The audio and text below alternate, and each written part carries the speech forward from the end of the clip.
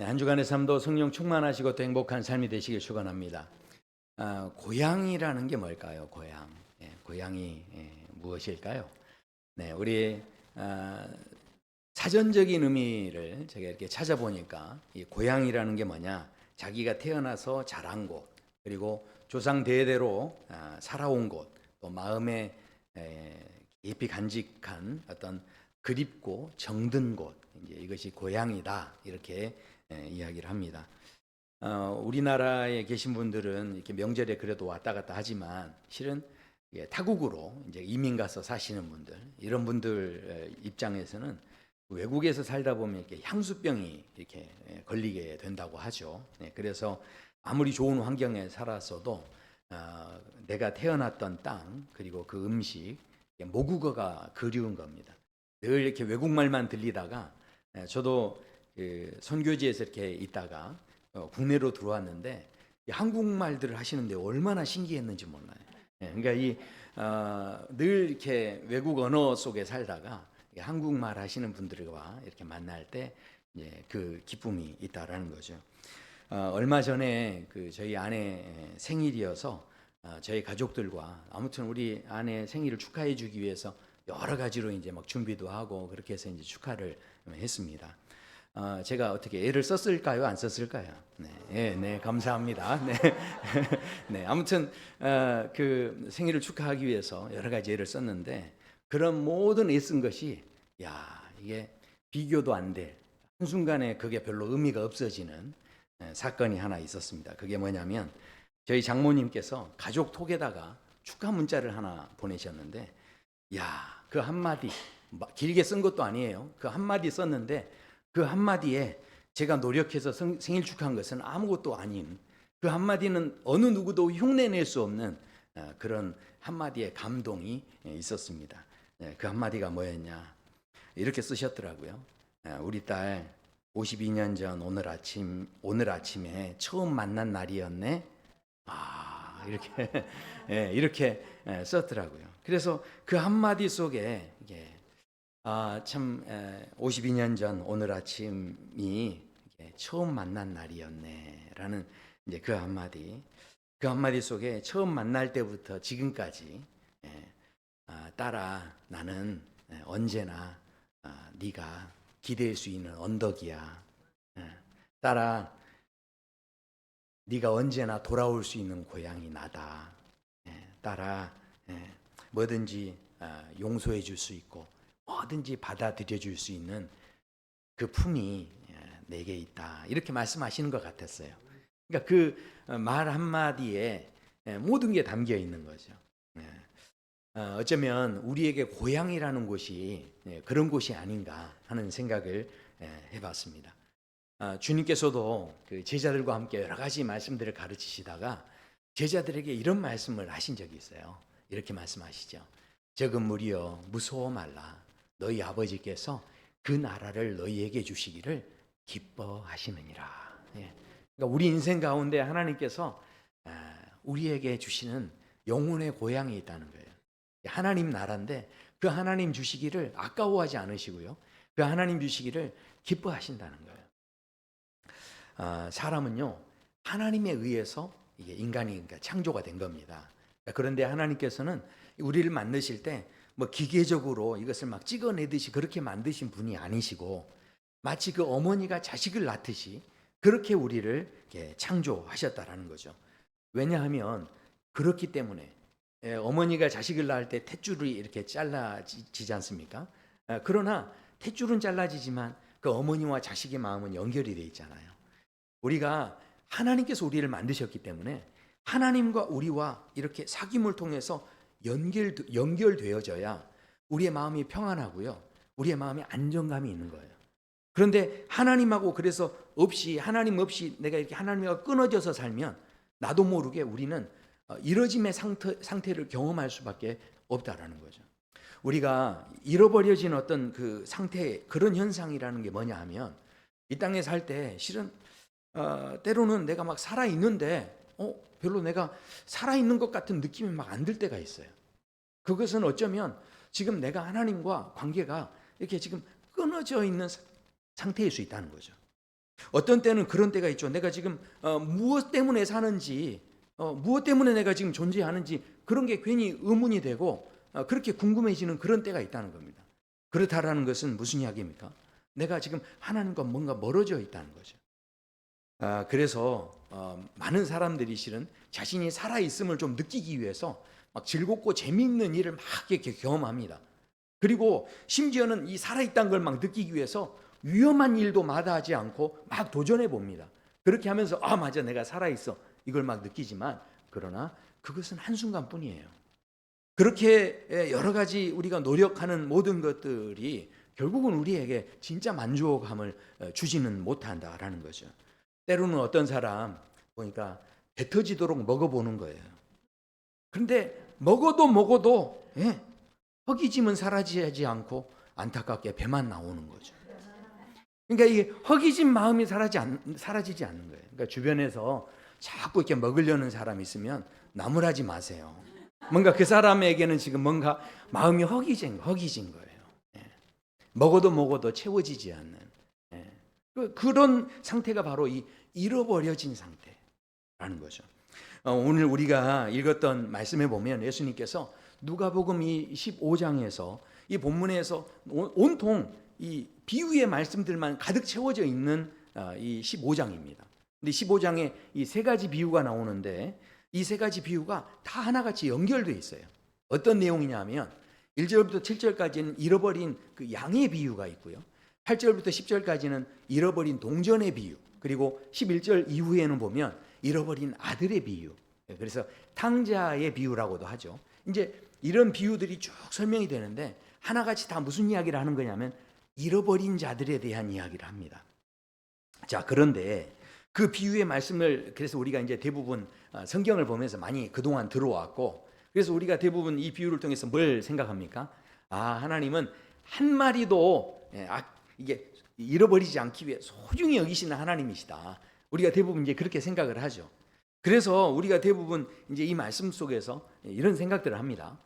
이제 한 마리를 잃어버렸어요. 양 한 마리를 잃어버렸는데 목자가 99마리를 두고서 그 양 한 마리를 찾기 위해서 이제 나갔다는 거예요. 그리고 그 양을 찾아서 돌아오는데, 그런데 이 양이요, 이 양을 데리고 올 때, 이 양을 끌고 온 게 아닙니다. 이 양을 어깨에 들쳐 메고 왔다라고 성경에는 그렇게 말씀합니다. 그러니까 이게 무슨 이야기입니까? 아마 이 양이 건강한 양이고 막 힘이 있는 양이면 끌고 왔을 거예요. 그런데 이 잃어버렸던 양이요, 자기가 걷는 것도 잘 못하는 양이고 늘 이게 지금 기진맥진해 있는 그런 양인 거예요. 그러니까 우리가 생각해 보면 찾아내서 쓸모 있는 가치가 있는 양은 실은 아니었다는 거죠. 값이 나가는 양도 아니었다는 거예요. 들쳐 메고 왔다는 것은 그 양이 아주 여리디 여린 그런 양이었고 볼품없는 양이었다라는 거죠.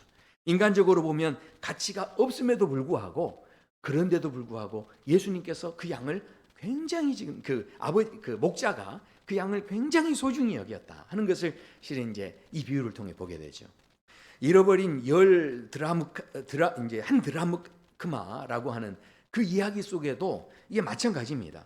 10드라크마 중에서 한 드라크마를 잃어버렸는데 이 여인이 이 드라크마를 찾는데요, 온 집안을 이렇게 뒤지는데 포기하지 않고 찾아낼 때까지 찾았다는 거예요. 그래서 이 잃어버린 한 드라크마가 뭐 그렇게 중요한 건 아닐 텐데 그렇게 애를 쓰고 찾았다는 거예요. 이 한 드라크마가요, 그 당시에 그 로마 화폐로 이렇게 보면은 그게 이 노동자의 그 하루 품삯, 그러니까 데나리온과 똑같은 의미가 있었습니다. 그러니까 한 5만 원에서 6만 원 정도 되는 거예요. 그런데 그 돈을, 이게 뭐 대단한 그런, 물론 적지 않은 돈이긴 합니다만은 그 돈을 찾기 위해서 그렇게 애를 쓰고 포기하지 않았고 그것을 찾은 다음에 어땠다는 겁니까? 주변 사람들 다 불러다가 잔치를 벌였다고 그러는데 6만 원 잔치 벌려가지고 써버리면 찾은 보람이 없잖아요. 그런데도 불구하고 그만큼 이 한 드라크마가 도대체 어떤 가치가 있었기에 이 잔치를 벌릴 정도로 그런 소중히 여기는 마음을 갖고 계셨냐 하는 것이죠. 또 집을 나가서 잃어버린 둘째 아들을 기다렸던 그 모습이 나오는데, 이 둘째 아들은요, 어떤 아들인 줄 아십니까? 정말 몹쓸 인간이죠. 그러니까 요즘 말로, 속된 말로 이야기하면 이게 쓰레기에 가까운 그런 인간이었다 하는 겁니다. 그러니까 아버지한테 굉장히 무엄하게 대들듯이 맡겨놓은 것처럼 그렇게 자기 재산을 달라 이렇게 이제 요구를 했다라는 거죠. 근데 그 요구를 한 다음에 그 재산을 가지고 가서 놀고 먹는데 다 탕진을 해버립니다. 그런데 그렇게 탕진하고 돌아올 때도 실은 알고 보면 사실은 아버지가 막 보고 싶어서 돌아온 게 아니었어요. 그 돌아오게 된 계기가 뭐냐면 배가 너무 고파가지고, 그러니까 이 내가 집에 있었을 때는 이러지 않았을 텐데, 그러면서 가서 이 배고픔을 해결하기 위해서 실은 아버지를 찾게 됐다라는 거죠. 그렇게 본다면 이 아들이 정말 가치가 있고 자랑스러운 아들은 아니었다는 거죠. 아버지에게 끊임없이 부담이 되고 짐이 되는 존재가 실은 이 아들이었다라는 겁니다.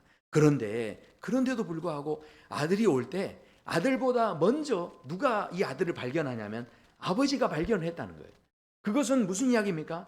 끊임없이 이 아버지는 아들이 오기를 기다렸고, 아들이 오자마자 나가서 아들을 안아주시는데, 그만큼 우리가 보기에는 쓸모없는 인간, 우리가 보기에는 그야말로 짐이 되고 부담이 되는 그런 아들이었지만, 그러나 이 아버지는 그 아들을 소중히 여기시는, 누구보다도 소중히 여기시고 품어주시는 그런 아버지였다라는 겁니다. 그래서 우리가 이 비유의 말씀을 볼 때 맞아 잃어버린 한 마리에 대해서, 내가 참 잃어버린 존재인데 그런데 하나님께서 이렇게 소중히 여기시고 찾아내시기까지 열심히 찾으셔서 하나님 사랑이 가치 없고 보잘것없는 내 인생을 이렇게 건져주셨구나, 할렐루야 아멘 하고 끝내버리고 마는, 그래서 이제 이렇게 대부분 비유를 이야기하고 끝 이렇게 생각하시는데, 그런데 오늘 본문의 말씀을 그렇게만 볼 일은 아니라는 겁니다.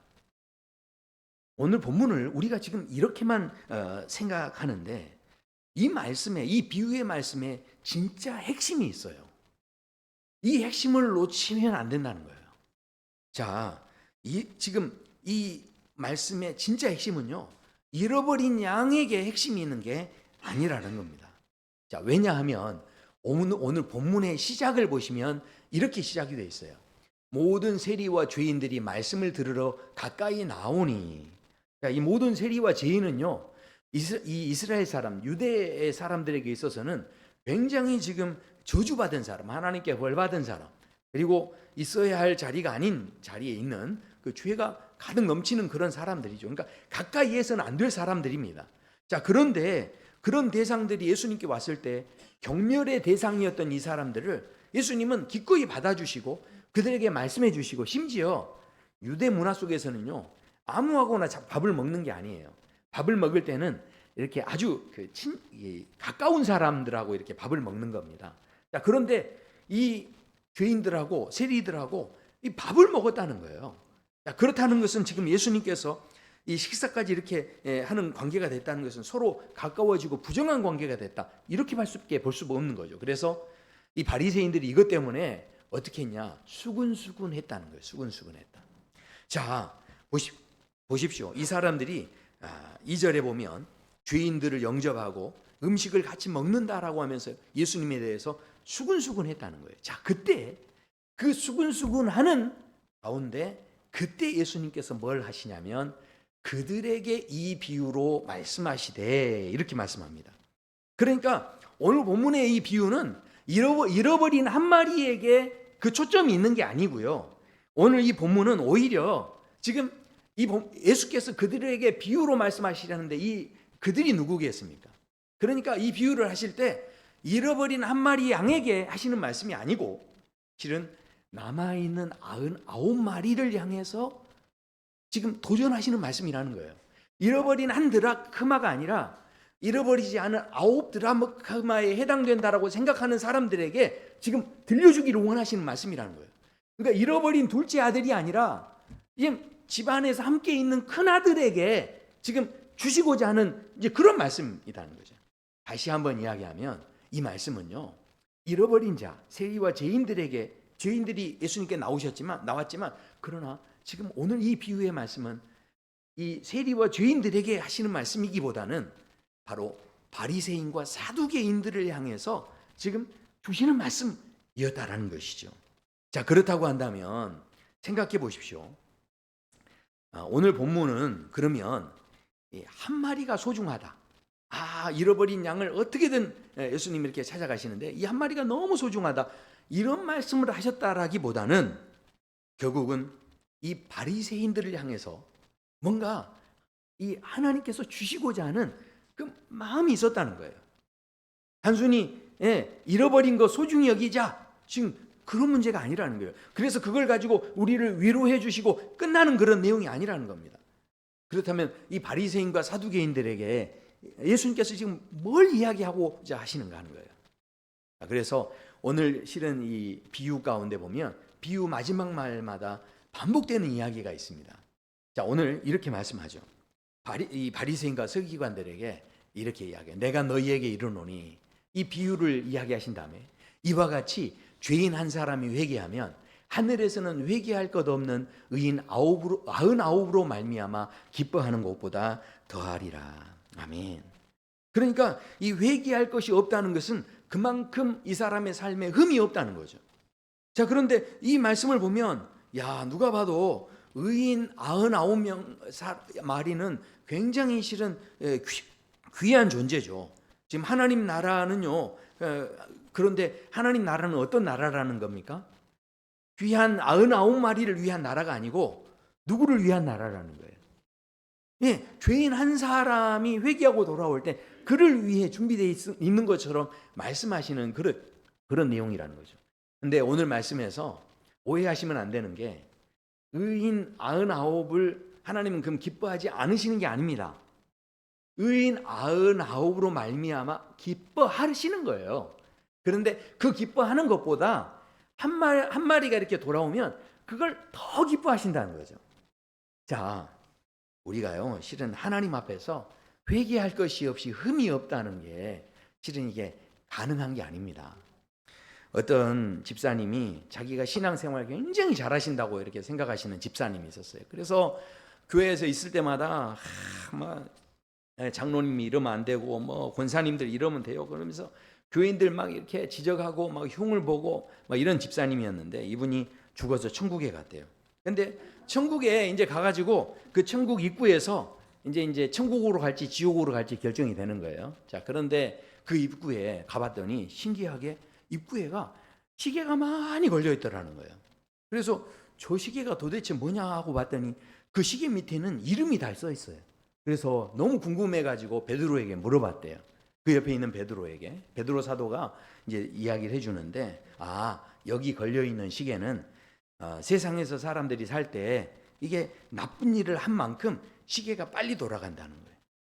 이게 그러니까 좋은 일을 하면 이게 시계가 천천히 가지만 나쁜 일을 하면 할수록 어떻게 해요? 시계가 빨리 돌아가는 거예요. 자, 그래서 이분이 뭐가 궁금했을까요? 우리 그 교회 장로님, 권사님이 궁금한 거예요. 그래서 그 장로님 다 찾아본 거예요. 찾아봤어요. 그랬더니 세상에 시계가 빨리 돌아가더래요. 내가 아는 그 권사님 봤더니 그 시계도 역시 빨리 돌아가더래요. 그래서 이분이 어떻게 생각했냐? 그러면 그렇지. 내가 그때 혼내길 잘했어. 그러면서 막 이게 생각을 했어요. 근데 이제 자기 시계를 찾아보려는데 자기 시계가 안 보이는 거예요. 그래서 이제 베드로한테 물어본 거예요. 어디 다른 사람 시계는 다 있는 것 같은데 내 시계는 없다고. 어디 있냐고. 그랬더니 베드로 사도가 이렇게 보더니 당신 시계? 그거는 너무 빨리 돌아가지고 모세 할아버지가 선풍기로 쓰려고 가져갔다는 거예요. 그러니까 실은 하나님 앞에 가면 실은 회개할 것이 없는 흠 없는 사람 실은 찾을 수 있을까요? 아니요. 하나님 앞에 그런 사람은 없다는 거예요. 자, 그렇다면 오늘 지금 예수님께서 이 비유의 말씀을 통해서 이 지금 바리새인과 사두개인들에게 지금 하시고자 하는 말씀은 뭐냐는 거죠.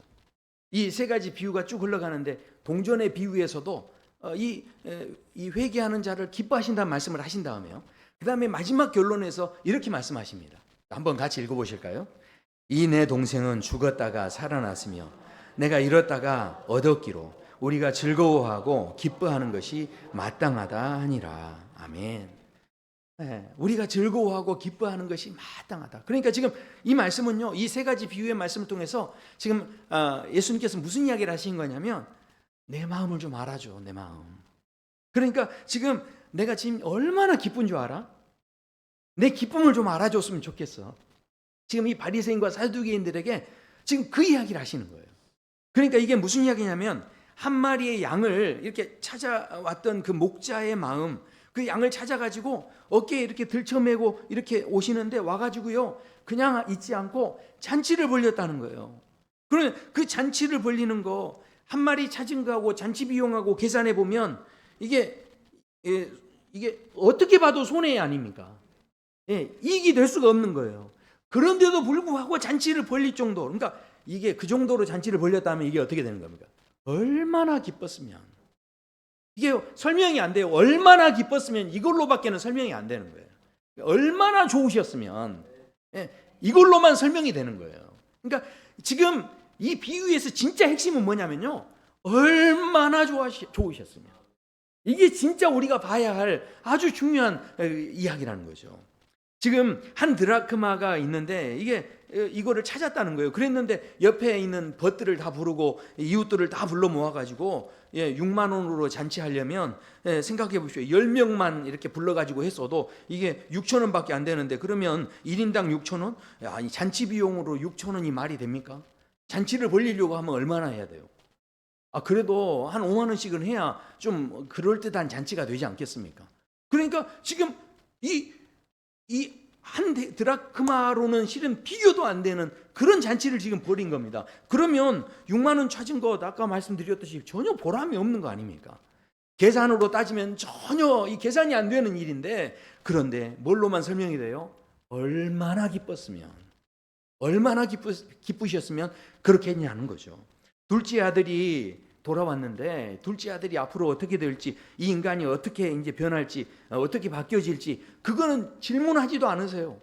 아버지께서 그 옳고 그름을 판단하면서 너 내가 그럴 줄 알았다, 이런 말씀 한마디도 안 하세요. 맞다 틀리다 따지는 게 하나도 없으세요. 그냥 무조건 이 아들을 붙잡고서 안아주시고, 그 아들의 모든 옷을 벗기고 새 옷으로 갈아입혀 주시고, 또 그 살찐 송아지, 그냥 송아지도 아니에요, 살찐 송아지, 그 살찐 송아지를 잡아서 이렇게 아들을 위해서 잔치를 벌려주셨는데, 그거는요 계산할 수 있는 게 아닌 거예요.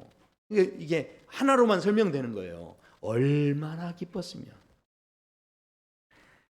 지금 제가 이렇게 설명을 했는데도 이 아멘이 안 나온다는 건, 지금 우리 마음속에는요 항상 뭐가 있냐면 늘 계산 속에 살아가는 거예요. 우리의 삶은 다 이렇게 이성적이고요, 경제적이고, 이게 지금 가치가 있느냐 없느냐 이거 다 생각하는 거예요. 지금 절대 지금 가치 있는 게 아닌데 여기에 투자한다는 것 자체가 어리석은 거죠. 그렇다 보니까 우리가 매일 날마다의 삶 속에 나도 모르게 따지게 되는 게 뭐냐면, 얼마나 합리적이냐, 얼마나 이성적이냐, 이걸 가지고 따지는 거예요. 그러나 오늘 이 비유의 말씀에서 바리새인과 사두개인들에게 지금 예수님께서 도전하시는 것은, 제발 내 마음 좀 알아줘. 얼마나 기뻤으면 그랬겠느냐. 지금 이걸 말씀하신다라는 거죠. 그런데 바리새인들이 가졌던 기쁨은 뭔지 아십니까? 이 사람들이 가졌던 기쁨은요, 이게 이 사람들이 처음부터 나쁜 사람들이 아니었어요. 율법을 이 사람들이 잘 지킨 사람들이었는데, 율법을 지키면서 처음에는요 이걸 지키면서 하나님이 기뻐하실 거야, 하나님이 좋아하실 거야 하면서 처음에는 지켰어요. 자, 그런데 시간이 갈수록 이제 말씀을 자꾸 지키다 보니까 안 지킨 사람들이 보이는 거예요. 그런데 안 지킨 사람들이 죄인과 세리들이 보이니까 그 사람들하고 비교하면, 나는 그래도 말씀을 잘 지켰으니까 어떻습니까? 그들과 같지 않은 거죠. 내가 더 좋아 보이는 거예요. 그러니까 언제나 이제는 말씀을 지키면서도 이제 하나님 기뻐하는 건 일단 이렇게 문제가 아니고, 뭘 기뻐하는 거예요? 내 존재감이 저 사람보다 더 좋아지는 게 기뻐서 이제 말씀을 지키는 거예요. 처음에는 하나님 기뻐하시는 것을 따라 말씀 지켰는데, 이제 시간이 갈수록 하나님 아니고 누구가 기쁘려고요? 내가 기쁘려고, 나를 저 사람과 비교해서 나를 더 높이기 위해서 말씀을 지키는 쪽으로 이게 흘러간다는 거죠.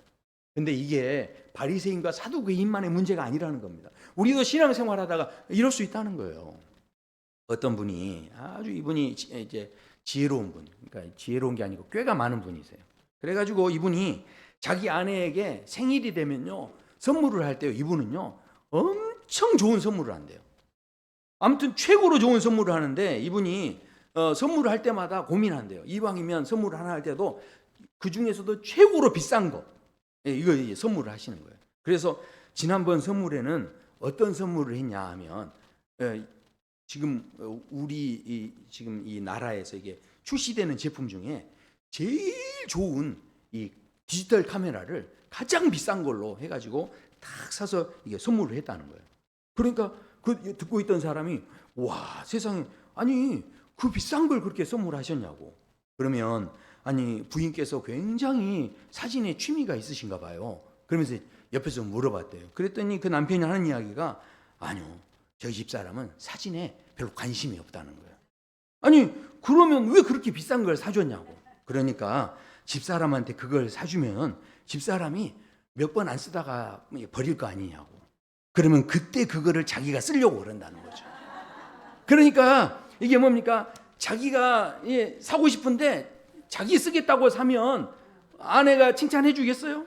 그러니까 이 칭찬을 못 받으니까. 그리고 어떻게 하는 겁니까? 욕먹을 거 아니까 아내 생일에 그 비싼 걸 최신식이라고 해가지고 사주면요 아내가 와 이런 걸 비싼 걸 사주냐고 그러면서 처음에는 좋아하는데 그 다음에 몇 번 쓰다가 그냥 내버려둔대요. 그러면 그때 얼른 가서 자기가 다 이렇게 쓴다는 거죠. 그런데 솔직히 우리 신앙생활이 그렇다는 거예요. 우리도요 처음에는요 하나님 기뻐하신다라고 막 이렇게 하면서 하는데 알고 보면 우리가 신앙생활 하는 거 뭡니까? 대부분 우리가 하나님 앞에 열심히 하는데 하나님께서 여기에다가 막 뭐 응답해 주시고 뭔가 또 채워 주시고 뭐 이렇게 하면요 결국은 참 누구조차고 지금 여기 앉아 있는 거예요.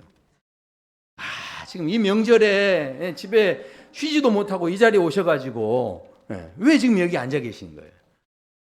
제가 절대로 의심하지 않습니다. 우리 성도 여러분은 하나님을 기쁘시게 하기 위하여 온전히 하나님을 기쁘시게 하기 위하여. 그러니까 우리 마음은 처음엔 그렇게 시작이 됐는데 점점 나도 모르게 신앙생활 하다 보면 하나님 기쁜 것보다 자꾸 누구 자랑이요? 내가 기쁘고 내가 자랑스럽고 나를 더 이렇게 높이기 위해서. 그러니까 생각해 보십시오. 잃어버린 양 한 마리. 이 잃어버린 양 한 마리는요 목자를 떠남으로 인해서 자신이 목자하고 함께 있던 시간이 얼마나 귀한 시간인지를 깨달았어요. 그리고 그랬는데 그때 이 양이 목자가 자기를 안고 갈 때 목자의 사랑을 느꼈죠. 잔치를 벌일 때 사랑을 느꼈어요. 자, 근데 한번 생각해 보세요. 둘째 알들도 마찬가지예요. 집을 나가서 모든 것을 잃어버렸을 때 그때 자신이 아버지와 함께 있었던 시간이 얼마나 중요한지를 그때 깨달은 거예요. 그리고 부끄럽지만 체면불구하고 아버지께로 왔는데 아버지가 묻지도 따지지 않으시고 안아주시고 이렇게 잔치를 벌려주실 때 아버지의 사랑이 뭔지를 이 아들이 깨달았어요. 자, 그런데 반면에 큰아들은 집에 있었어요. 나가본 적이 없습니다. 아버지 말 잘 듣고 집에 있었어요. 아버지를 잘 섬겼어요. 그런데 오히려 자기 죄가 뭔지를 몰라요.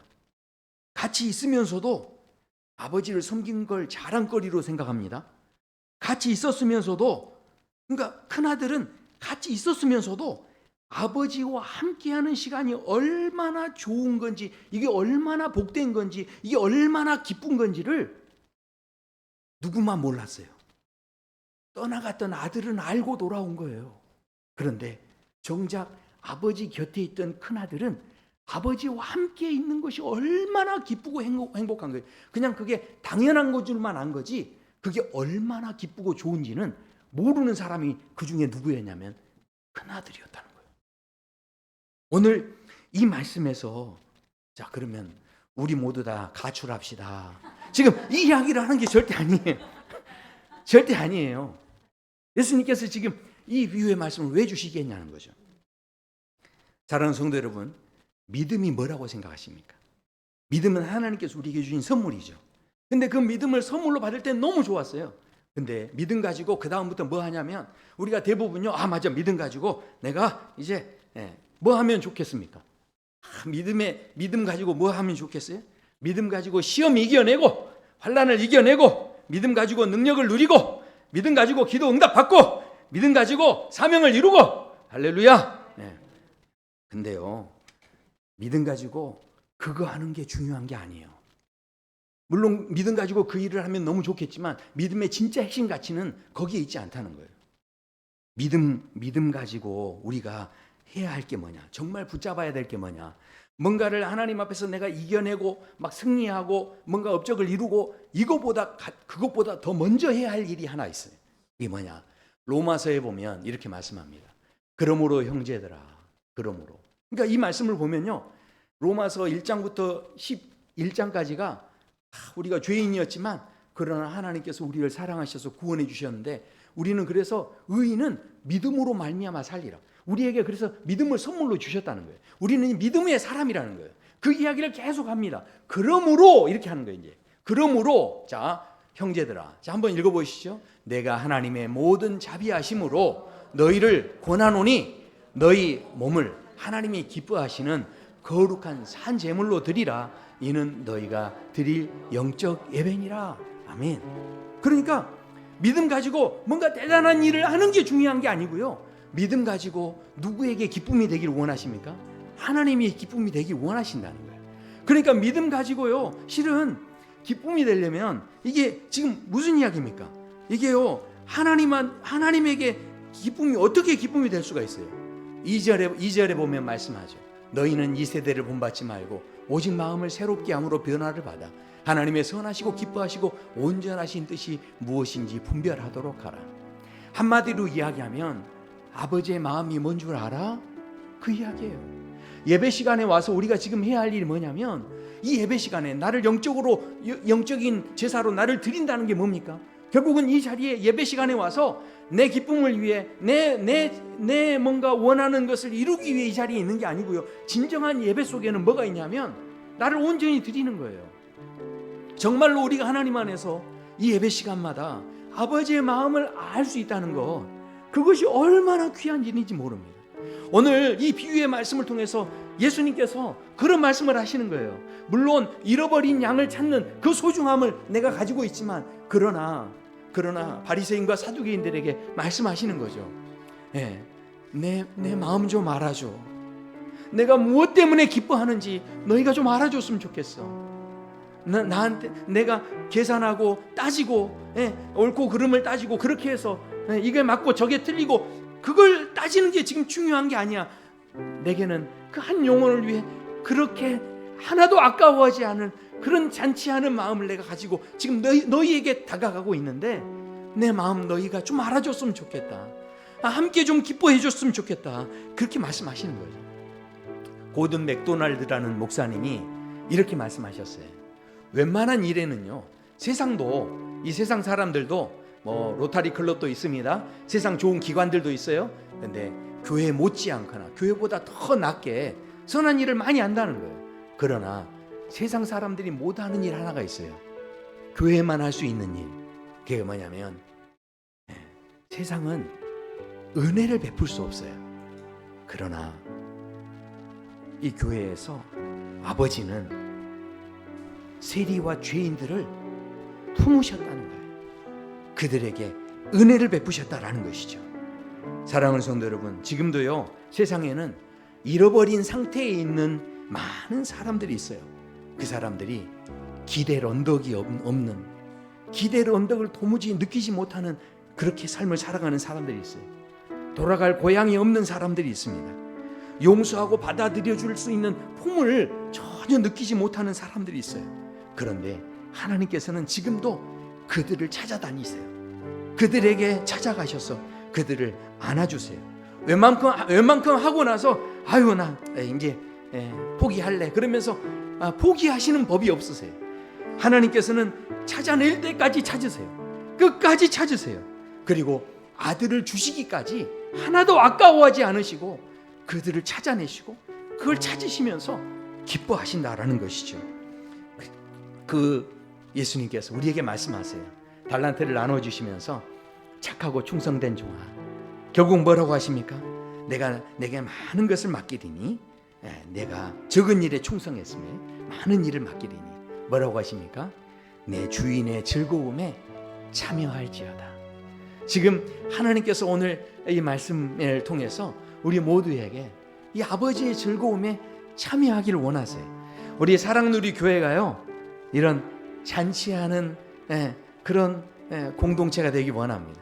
아버지의 마음을 그대로 가지고 계산하면서 이거 아까운데 이거 줘야 되나 말아야 되나, 이거 말고요, 얼마나 좋았으면, 얼마나 기뻤으면 묻거나 따지지 않고 잔치할 수 있는 그런 교회, 그런 성도의 삶이 되도록 우리를 도전하고 계신다는 것이죠.